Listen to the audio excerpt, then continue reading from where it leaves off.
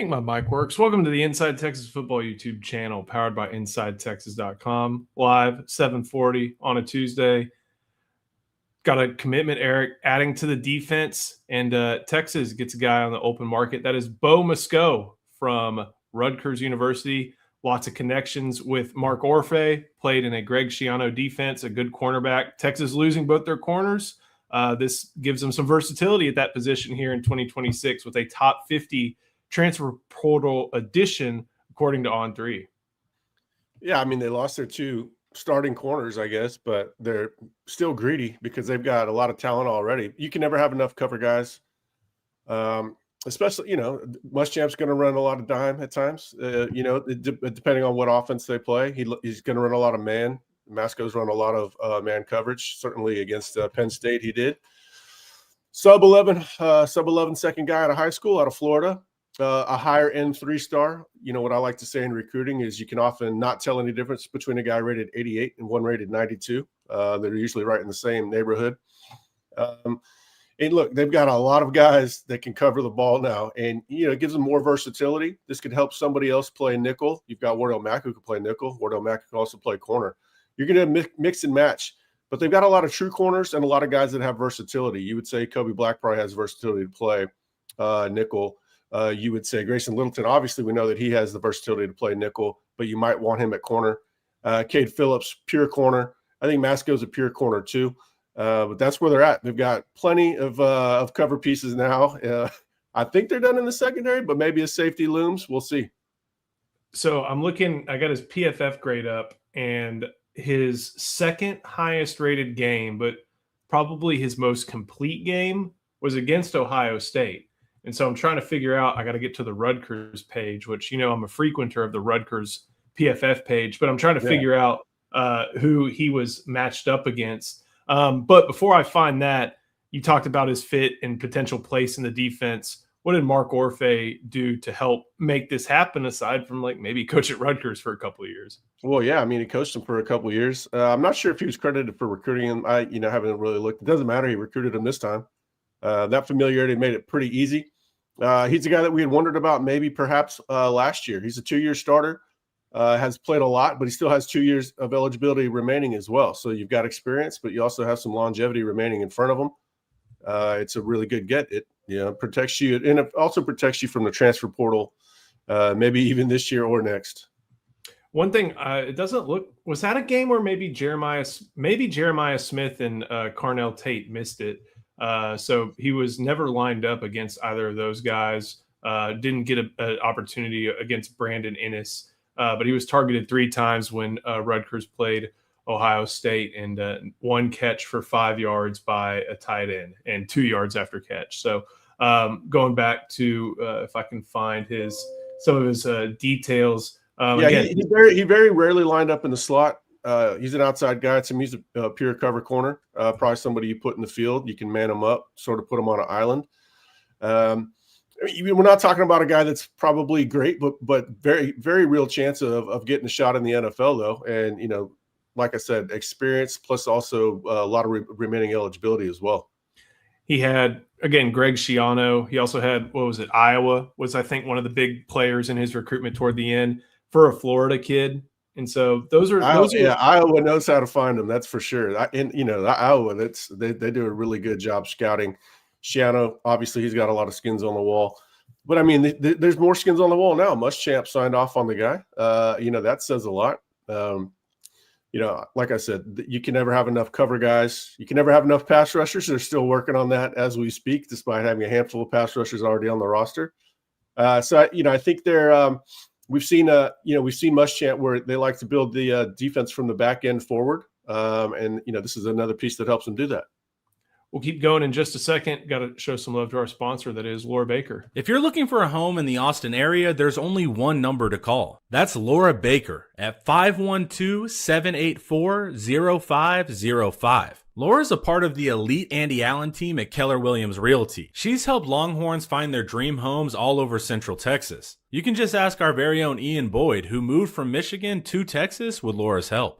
Whether you're searching in Austin, Round Rock, Georgetown, San Marcos, or even parts of the 254 or the 210, Laura has you covered. So call 512-784-0505, or you can email her at laura@andyallenteam.com. She's a Longhorn, a friend of Inside Texas, and the person you need to call to get your next home in Central Texas. Call Laura Baker today. Contact info is in the description. You know, we've talked a lot over the course of this brief window of the offseason with the Citrus Bowl mixed in about what Grayson Littleton might be doing next year. We saw him play corner. You touched on it a little bit. We saw him play corner when some of the guys were injured earlier this season. This, again, with Wardell Mack, with Grayson Littleton, this is an option to give Texas a whole lot of versatility, and it gives them a chance to play whoever's the best of that crew at those certain spots in the right spot for this defense. Yeah, you know, I think the way the defense sets up, especially when they run their four eyes out there, is you want a little bigger nickel out there, has to play contain and set the edge. I hope they give Warren Roberson a look there just to see if he can do it. I don't like Grayson Littleton in that exact role. Obviously, when they're in a four down front, Grayson at nickel makes a lot of sense. But they have the pieces to mix and match. Kobe Black might make a lot of sense at nickel in the three-man front when you want more size and physicality. But you know they've just got a lot of corner options. So it might be a mix and match situation. What offense are you playing? What defense do you think works best against it? I don't think Grayson Littleton is ideal at nickel all the time, even though he can get away with it because he is, you know, he's sort of a honey badger. He's got a lot of physicality and packs the punches above his weight. But you know, you need to cover guys to hold down the fort on the outside so you can mix and match your nickels. And I think that's a big reason that I think they went after Mascoe, because to me he's a pure corner. I don't think we're going to see him at nickel. He's got some lineage too. I believe his dad played football. I got his Rutgers bio pulled up. I know his brother did. I think his brother played a little bit of linebacker. Our guy Charlie Williams has some connections to Mascoe and said everybody he talked to around Piscataway said only glowing things about Mascoe. So someone who is football focused. If you're going from Kissimmee, Florida to Piscataway, New Jersey, football becomes your hobby pretty quickly. And so I feel like that's going to be reflected in what he does on the field. Just before we get out of here, trying to get the question from Corey Baker up. What about Cade? What about Cade Phillips? This doesn't really interfere with him, I feel like, especially when you look at next year. It just injects competition into that room. Cade's a pure corner. Cade can play field because he's so fleet, so long, quick.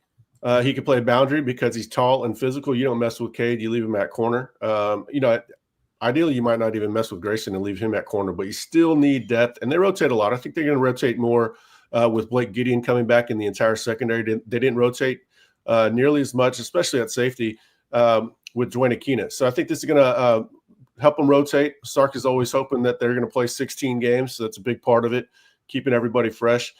You know, on IT, we're going to go over this a lot more in the coming weeks and months, and you know, spring ball is going to tell us a lot. But I think you're going to have your pure cover guys that stay at corner, and your bigger guys with versatility that can play nickel. To me, Mascoe's a corner. Cade Phillips, 100% corner. Do not even mess with him. There's just no reason to. He can tell you, like I said, very few guys do they have the strengths to play boundary and field as well as Cade does. And plus, I think he needs a little bit more time there. He's still coming into his own and still a little bit young. But Mascoe's a good get. You know, Ohio State was after him. Says a whole lot. Orfe, inside track. You kind of expect, you know, Texas better have all the intel, all the different ways of selling him and explaining to him how they're gonna maximize him as a player. And I think, you know, Texas exploited that inside track perfectly. We'll be able to see what's next with this defensive back room this defensive back position group as it gets going into 2026. We talk so often about how you need 5 O-linemen to come together and look a certain way. You need 5, sometimes 6, sometimes 7 defensive backs to come a certain way. And they're gonna. I mean, they're 2.5 deep. 2.5 deep. They got Samari Matthews coming in, who's going to be wanting to play early, and you know, they've got a lot of coverage pieces. I don't even necessarily think they had to go get a corner, but leave no doubt. You know, now leave no doubt at some other positions that have bigger needs. We'll be looking for it. We've been covering it all over on Inside Texas. So go to InsideTexas.com. Use that first link in our description. I think Homer's helped us out there, throwing it there. And if you can do this, go ahead and scan that QR code at the top left of your screen. That'll get you to the sign up for 50% off an annual subscription to Inside Texas. Hey, if y'all want to panic, y'all can panic. We aren't doing that here over at Inside Texas. We're monitoring everything. We're documenting everything. It's a lot of fun. It's a lot of fun watching reactions. But this is I'll speak for myself. It's fun to see some of the stuff that happens. You win some, you lose some. Let's see what other battlefields take place, or I guess present themselves for the Longhorns in the transfer portal. Eric, anything else? No, I mean, I was about to eat some pizza. I'm ready to roll, man. Think it's turkey and Swiss time for me. So thank you for watching. We'll see you next time on the Inside Texas Football YouTube channel, powered by InsideTexas.com.